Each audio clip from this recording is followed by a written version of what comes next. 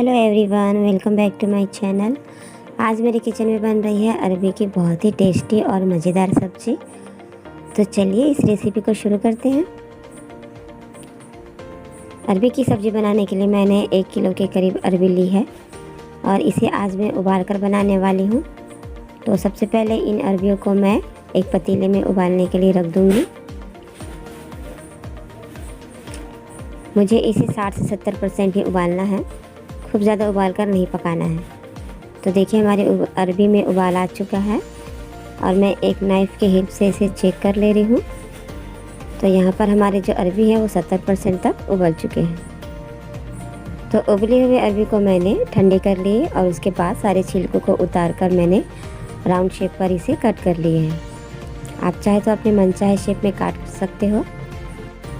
तो गैस पर मैंने कढ़ाई को गर्म होने के लिए रख दी थी और कढ़ाई के गर्म होते ही हम इसमें डालेंगे 2 से 3 चम्मच के करीब तेल।